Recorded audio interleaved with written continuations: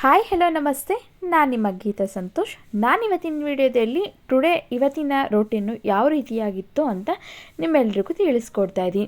ಇವತ್ತಿಲ್ಲಿ ಬೆಳಗ್ಗೆನೆ ತಿಂಡಿಗೆ ಅಂತ ಬಿಸಿಬೇಳೆ ಭಾತನ ಮಾಡಿದ್ದೆ. ಚಳಿಗೆ ಬಿಸಿ ಬಿಸಿಯಾಗಿ ಬಿಸಿಬೇಳೆ ಭಾತನ ಮಾಡಿಕೊಂಡು ಮಕ್ಕಳಿಗೆಲ್ಲನೂ ತಿಂಡಿ ಆಗಿದ್ದಾದಮೇಲೆ ಮಕ್ಕಳಿಗೆ ಇಬ್ರಿಗೂ ಸಹ ಹಾಲು ಕಾಯಿಸ್ಕೊಟ್ಟೆ. ಅವರು ಸಹ ಕುಡಿದ್ರು. ಅಪ್ಪು ಅಂತೂ ಅಡುಗೆ ಮನೆ ಬಿಟ್ಟು ಎಲ್ಲೂ ಹೋಗೋದಿಲ್ಲ. ಅವನು ಅಡುಗೆ ಮನೆಯಲ್ಲಿ ಮೇಲೆ ಕೂತ್ಕೊಂಡೇ ಸಹ ಹಾಲು ಕುಡಿದ್ಬಿಟ್ಟು ಆಚೆ ಹೋಗೋದು. ಅವನು ಬೆಳಗ್ಗೆ ಆಗಿದ ತಕ್ಷಣ ಫಸ್ಟ್ ಹಾಲು ಕೊಟ್ಬಿಡ್ಬೇಕು. ನೆಕ್ಸ್ಟು ಹಾಗದಾಗಿದ್ದಾದಮೇಲೆ ಮಕ್ಕಳು ಆ್ಯಪಲ್ನ ಕೇಳ್ತಾಯಿದ್ರು. ತಿಂಡಿ ಆಗಿದೆ ತಿಂದರು ಅಂತ ಹೇಳಿದ್ರೆ, ಇಲ್ಲ ನಾವು ಹಣ್ಣು ತಿಂತೀವಿ ಅಂತ ಹೇಳಿಬಿಟ್ಟು ಹಣ್ಣು ಕೇಳಿದ್ರು ಅಂದ್ಬಿಟ್ಟು ನಾನಿಲ್ಲಿ ಕಟ್ ಮಾಡಿಕೊಡ್ತಾಯಿದ್ದೆ. ನಮ್ಮ ಮನೇಲಿ ಏನಪ್ಪ ಡಿಫ್ರೆಂಟಾಗಿ ಅಂತಂದರೆ, ಆ್ಯಪಲ್ನ ಕಟ್ ಮಾಡಿಕೊಟ್ರೆ ಅವರಿಗೆ ಸಿಪ್ಪೆ ತೆಗೆದು ಕೊಡಬೇಕು. ಅದರಲ್ಲಿ ತುಂಬಾ ಪ್ರೋಟೀನ್ ಅಂಶ ಇರುತ್ತೆ. ಸಿಪ್ಪೆನ ತೆಗಿಬಾರ್ದು ಅಂದರೆ ಕೇಳಲ್ಲ. ಅವರು ಏನೋ ಸಿಕ್ಕಾಕೊಬಿಡುತ್ತೆ, ಹಲ್ಲಿಗೆಲ್ಲ ಸಿಕ್ಕಾಕೊಳ್ಳುತ್ತೆ ಅಂತ ಹೇಳಿಬಿಟ್ಟು ಸಿಪ್ಪೆ ತೆಗ್ದು ಕೊಟ್ರೇ ಮಾತ್ರ ಈ ರೀತಿಯಾಗಿ ಕಟ್ ಮಾಡಿ ಸಿಪ್ಪೆ ತೆಗೆದು ಮತ್ತು ಉಪ್ಪು ಪೆಪ್ಪರು ಹಾಕ್ಕೊಟ್ರೆ ಇನ್ನೂ ತುಂಬ ಚೆನ್ನಾಗಿ ತಿಂತಾರೆ. ಈ ರೀತಿಯಾಗಿ ನಾನು ಅವಾಗವಾಗ ಮಾಡಿಕೊಡ್ತಾ ಇರ್ತೀನಿ ಮಕ್ಕಳಿಗೆ. ಅದರಲ್ಲೂ ತನ್ವಿಗಂತೂ ತುಂಬಾ ಇಷ್ಟ. ಆ್ಯಪಲ್ನ ಕಟ್ ಮಾಡಿಬಿಟ್ಟು ಉಪ್ಪು ಮತ್ತು ಪೆಪ್ಪರ್ ಪುಡಿನ ಹಾಕ್ಕೊಟ್ರೆ ತಿಂತಾಳೆ. ನೋಡಿ, ನಾನೆಲ್ಲ ಒಂದು ಕಡೆಯಿಂದ ಕ್ಲೀನ್ ಮಾಡ್ಕೊಂಡು ಬಂದರೆ ನಮ್ಮ ಮನೇಲಿ ಈ ರೀತಿಯಾಗಿ ಇಲ್ಲೊಬ್ಬ ಅಪ್ಪು ಅಂತ ಇದನ್ನು ನೋಡಿ, ಅವನು ಈ ರೀತಿಯಾಗಿ ಕೆಲಸ ಎಲ್ಲ ಮಾಡ್ತಾ ಇರ್ತಾನೆ. ಮಕ್ಕಳು ಅಂದಮೇಲೆ ಕೆಲಸ ಇದ್ದೇ ಇರುತ್ತೆ.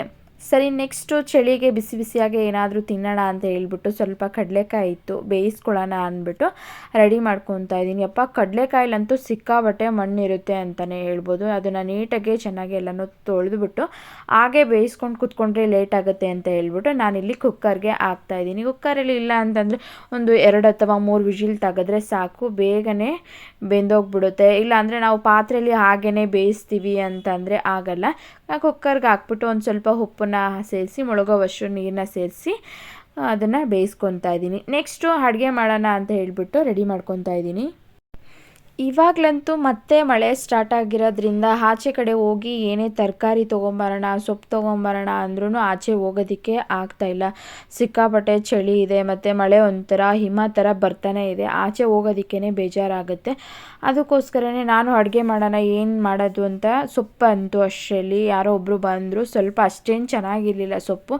ಸರಿ ಅಂದ್ಬಿಟ್ಟು ಸೊಪ್ಪನ್ನ ತೊಗೊಂಡು ಕಟ್ ಮಾಡ್ತಾಯಿದ್ದೀನಿ. ನಮ್ಮನೇಲಿ ಜಾಸ್ತಿ ಪಾಲಕ್ ಸೊಪ್ಪನ್ನೇ ತಿನ್ನೋದು. ಅದು ಆರೋಗ್ಯಕ್ಕೆ ತುಂಬಾ ಒಳ್ಳೆಯದು. ಅದರಲ್ಲಿ ನೀರಿನಂಶ ಜಾಸ್ತಿ ಇರುತ್ತೆ.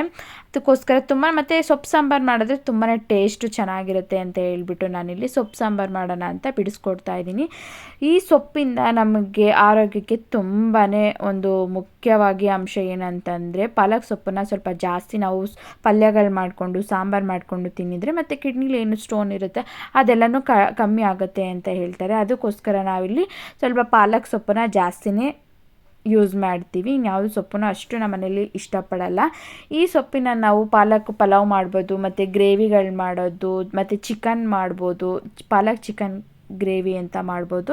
ಈ ಪಾಲಕ್ ಸೊಪ್ಪಿಂದ ಸುಮಾರು ಗ್ರೇವಿಗಳನ್ನ ಮಾಡ್ಬೋದು. ತುಂಬಾ ಟೇಸ್ಟು ಚೆನ್ನಾಗಿರುತ್ತೆ. ಮತ್ತು ಬೇರೆ ಸೊಪ್ಪು ತೊಗೊಂಡ್ರೆ ಯಾವುದೇ ರೆಸಿಪಿಗಳನ್ನು ಮಾಡೋದಕ್ಕೆ ಆಗಲ್ಲ. ಪಾಲಕ್ ಸೊಪ್ಪಿದ್ರೆ ಒಂದು ಏನಾದರೂ ಪಾಲಕ್ ಚಟ್ನಿ ಮಾಡ್ತಾರೆ, ಮತ್ತು ಪಾಲಕ್ ಗ್ರೇವಿ, ಪಾಲಕ್ ಪನ್ನೀರು, ಆ ರೀತಿಯಾಗಿ ಎಲ್ಲನೂ ಮಾಡ್ಬೋದು. ನಾನಿಲ್ಲಿ ಎಲ್ಲನೂ ನೀಟಾಗಿ ಬಿಡಿಸಿ ರೆಡಿ ಮಾಡಿ ಇಟ್ಕೊಂಡಿದ್ದೀನಿ ಸೊಪ್ಪು ಸಾಂಬಾರು ಮಾಡೋದಕ್ಕೆ. ಇದು ಬೇಗನೆ ಸೊಪ್ಪು ಸಾಂಬಾರನ್ನ ಮಾಡ್ಕೊಬೋದು. ನಾನಿಲ್ಲಿ 1 ಗ್ಲಾಸ್ ಆಗುವಷ್ಟು ಬೇಳೆನ ನೀಟಾಗಿ ತೊಳೆದು ಒಂದು ಕುಕ್ಕರ್ಗೆ 1 ಗ್ಲಾಸ್ ಆಗುವಷ್ಟು ನೀರನ್ನ ಸೇರಿಸಿ, ಏನು ನಾವು ತೊಳೆದು ಇಟ್ಕೊಂಡಿದ್ವಲ್ಲ ಪಾಲಕ್ ಸೊಪ್ಪನ್ನು ಅದನ್ನು ಸೇರಿಸ್ತಾ ಇದ್ದೀನಿ ಕುಕ್ಕರ್ಗೆ. ಹಾಗೆ 2 ಟೊಮೊಟೊನ ಉದ್ದುದ್ದಾಗಿ ಸ್ವಲ್ಪ ದಪ್ಪದಾಗಿ ಕಟ್ ಮಾಡಿ ಸೇರಿಸಿ, 2 ಈರುಳ್ಳಿ ಮೀಡಿಯಮ್ ಸೈಜು, ಹಾಗೆ 1 ಗೆಡ್ಡೆ ಆಗುವಷ್ಟು ಬೆಳ್ಳುಳ್ಳಿ, ಹಾಗೆ ಸಿಪ್ಪೆ ತೆಗೆದು ಹಾಕಿ ಒಂದು ಸ್ವಲ್ಪ ಉಪ್ಪನ್ನ ಹಾಕಿ ಕುಕ್ಕರ್ ಕ್ಯಾಪ್ನ ಕ್ಲೋಸ್ ಮಾಡಿ ಒಂದು 2 ವಿಜಿಲ್ ಕೂಗಿಸ್ಕೊಂಡ್ರೆ ಸಾಕು. ಇದು ಬೇಗನೆ ಇನ್ಸ್ಟೆಂಟಾಗಿ ನಾವು ಈ ಸೊಪ್ಪು ಸಾಂಬಾರನ್ನ ಮಾಡ್ಕೋಬೋದು. ನೋಡಿ, ಇವಾಗ ನೀಟಾಗಿ ಎಲ್ಲನೂ ಚೆನ್ನಾಗಿ ಬೆಂದಿದೆ ಮತ್ತು ಬೇಳೆ ಚೆನ್ನಾಗಿ ಬೆಂದರೆ ಸಾಕು, ಸಾಂಬಾರು ಟೇಸ್ಟು ಚೆನ್ನಾಗಿ ಬರುತ್ತೆ.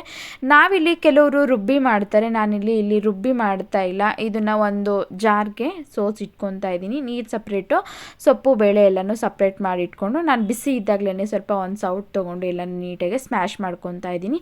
ಅದು ಮಸ್ಯದೇನೆ ಸ್ವಲ್ಪ ಒಂಥರ ಮಡಕೆ ಥರ ಬರುತ್ತೆ, ಅದಿಲ್ಲ ನಮ್ಮ ಮನೇಲಿ. ಅದಕ್ಕೋಸ್ಕರ ನಾನಿಲ್ಲಿ ಇದೇ ರೀತಿಯಾಗಿ ಬಿಸಿ ಇದ್ದಾಗಲೇ ಚೆನ್ನಾಗಿ ಸ್ಮ್ಯಾಶ್ ಮಾಡಿ ಇಟ್ಕೊಂಡು ಏನು ನೀರು ತೆಗೆದಿಟ್ಟಿದ್ವಿ ನೋಡಿ ಅದಕ್ಕೆ ಸೇರಿಸ್ಬಿಟ್ಟು 2 ಸ್ಪೂನ್ ಆಗುವಷ್ಟು ಸಾಂಬಾರು ಪುಡಿನ ಸೇರಿಸ್ತಾ ಇದ್ದೀನಿ. ನಿಮಗೆ ಯಾವ ಹದ ಬೇಕೋ ಆ ಹದ ನೋಡಿಕೊಂಡು ನೀರನ್ನ ಆ್ಯಡ್ ಮಾಡಿಕೊಂಡು ಸಾಂಬಾರು ಪುಡಿ ಮತ್ತು ಎಲ್ಲನೂ ಸೇರಿಸಿ ಚೆನ್ನಾಗಿ ನಾವಿಲ್ಲಿ ಮಿಕ್ಸ್ ಮಾಡಿ ಇಟ್ಕೊಳ್ಳೋಣ. ನಾವು ಏನು ಸೊಪ್ಪಿನ ನೀರು ತೆಗೆದ್ವಿ ಅದನ್ನು ಆಚೆ ಹಾಕೋದಕ್ಕೆ ಹೋಗಬೇಡಿ. ಅದೇ ನೀರಿಗೆ ಸೊಪ್ಪನ್ನೆಲ್ಲನೂ ಸೇರಿಸಿ 2 ಸ್ಪೂನ್ ಆಗುವಷ್ಟು ಸಾಂಬಾರು ಪುಡಿ, ನಿಮಗೆ ಖಾರ ಎಷ್ಟು ಬೇಕೋ ಅಷ್ಟು ನೋಡಿ ಹಾಕ್ಕೊಂಡು ಉಪ್ಪನ್ನ ನೋಡಿಕೊಂಡು ಹಾಕ್ಕೊಂಡು ಚೆನ್ನಾಗಿ ಇದನ್ನು ನಾವಿವಾಗ ಬೇಯಿಸ್ಕೊಳ್ಳೋಣ. ಇದಕ್ಕೆ ಚೆನ್ನಾಗಿ ಬೇಯಿಸ್ಕೊಂಡು ಒಂದು ಫೈನಲ್ ಆಗಿ ಲಾಸ್ಟಿಗೆ ಒಂದು ಒಗ್ಗರಣೆ ಕೊಟ್ಟರೆ ಸೂಪರ್ ಟೇಸ್ಟಿಯಾದಂತಹ ಸೊಪ್ಪು ಸಾಂಬಾರು ರೆಡಿಯಾಗಿದೆ. ತುಂಬಾ ಸಿಂಪಲ್ಲಾಗೆ ಮಾಡ್ಕೋಬೋದು ಮತ್ತು ಇದೇನು ಜಾಸ್ತಿ ಟೈಮನ್ನು ಸಹ ತಗೊಳ್ಳೋದೇ ಇಲ್ಲ. ನಾನಿವಾಗ ಅನ್ನಕ್ಕೆ ಸರ್ವ್ ಮಾಡಿ ತೋರಿಸ್ತಾ ಇದ್ದೀನಿ ನೋಡಿ. ಘಮ ಅಂತೂ ತುಂಬಾ ಚೆನ್ನಾಗಿ ಬರ್ತಿದೆ. ಇದನ್ನು ಬೇಗನೆ ನಾವು ಸಹ ಮಾಡ್ಕೋಬೋದು. ಏನಪ್ಪ ಸಾಂಬಾರು ಮಾಡೋದು ಅಂತ ಯೋಚನೆ ಪಡೋ ಮೊದಲು ಈ ಥರ ಸೊಪ್ಪು ಸಾಂಬಾರನ್ನ ಮಾಡಿಕೊಂಡು ಸೂಪರ್ ಟೇಸ್ಟಿಯಾಗಿರುತ್ತೆ. ಅನ್ನಕ್ಕಂತೂ ತುಂಬಾ ಚೆನ್ನಾಗಿರುತ್ತೆ. ಇದಕ್ಕೆ ಸ್ವಲ್ಪ ತುಪ್ಪ ಅಥವಾ ಉಪ್ಪಿನಕಾಯಿ ಹಾಕ್ಕೊಂಡ್ರು ತಿಂತಾಯಿದ್ರೆ ಆಹಾ ಟೇಸ್ಟ್ ಅಂತೂ ತುಂಬಾ ಚೆನ್ನಾಗಿರುತ್ತೆ ಅಂತಲೇ ಹೇಳ್ಬೋದು. ಇವಾಗ ಚಳಿ ಮಳೆ ಬರ್ತಾ ಇರೋದ್ರಿಂದ ಬಿಸಿ ಬಿಸಿಯಾಗಿ ಸೊಪ್ಪು ಸಾಂಬಾರು ಅನ್ನ ಮುದ್ದೆ ಮಾಡಿಕೊಂಡು ಆರಾಮಾಗಿ ತಿಂದ್ಕೊಂಡು ಇರ್ಬೋದು. ಈ ರೀತಿಯಾಗಿ ನಮ್ಮ ಮನೇಲಿ ನಾನು ಸಿಂಪಲ್ಲಾಗಿ ಸೊಪ್ಪು ಸಾಂಬಾರನ್ನ ಮಾಡಿಕೊಂಡೆ. ಹಾಗೆ ಚಳಿ ಏನಾದರೂ ತಿನ್ನಬೇಕು ಅನಿಸುತ್ತೆ ಅಂದ್ಬಿಟ್ಟು ಚಕ್ಲಿ, ನಿಪ್ಪಟ್ಟು ಮತ್ತು ಚಿಪ್ಸು, ಬಾಳೆಕಾಯಿ ಚಿಪ್ಸು, ಕಡ್ಡಿ ಚಿಪ್ಸು, ಮರಗೆಣಸು ಚಿಪ್ಸು ಎಲ್ಲನೂ ತೊಗೊಂಡು ಬಂದಿದ್ದರು. ಮಕ್ಕಳು ಮನೇಲಿ ಇರೋದ್ರಿಂದ ಏನಾದರೂ ಕೇಳ್ತಾ ಇರ್ತಾರೆ ಚಳಿಗೆ ತಿನ್ನಬೇಕು ಅಂತ. ಅವ್ರಿಗಂತೂ ತುಂಬಾ ಇಷ್ಟ. ಅದರಲ್ಲೂ ಅಪ್ಪಗಂತೂ ಬಾಳೆಕಾಯಿ ಚಿಪ್ಸ್ ಅಂದರೆ ತುಂಬಾ ಇಷ್ಟ. ನೋಡಿ ಇವಳು ಚಿಂತು ಅಂತ ತನ್ವಿ ಫ್ರೆಂಡ್ ಇವಳು. ಇವ್ರು 3 ಜನನೂ ಯಾವಾಗಲೂ ಇದೇ ರೀತಿಯಾಗಿ ತಿನ್ಕೊಂಡು ಏನೋ ಒಂದು ಅಳತೆ ಹೊಡ್ಕೊಂಡು ಕೂತಿರ್ತಾರೆ. ಇವತ್ತಿನ ವಿಡಿಯೋ ನಿಮ್ಮೆಲ್ರಿಗೂ ಇಷ್ಟ ಆಗಿದೆ ಅಂತ ತಿಳ್ಕೊತೀನಿ. ಇನ್ನಷ್ಟು ವಿಡಿಯೋಗಳಿಗಾಗಿ ನನ್ನ ಚಾನಲ್ನ ಸಬ್ಸ್ಕ್ರೈಬ್ ಆಗಿಲ್ಲ ಅಂದರೆ ಪ್ಲೀಸ್ ಸಬ್ಸ್ಕ್ರೈಬ್ ಆಗಿ, ಹಾಗೆ ಬೆಲ್ ಬಟನ್ನ ಕ್ಲಿಕ್ ಮಾಡೋದನ್ನ ಮರಿಬೇಡಿ. ಇವತ್ತಿನ ರೋಟಿನೂ ಇದಾಗಿತ್ತು. ಇನ್ನಷ್ಟು ವಿಡಿಯೋಗಳಿಗಾಗಿ ನನ್ನ ಚಾನಲ್ನ ನೋಡ್ತಾ ಇರಿ.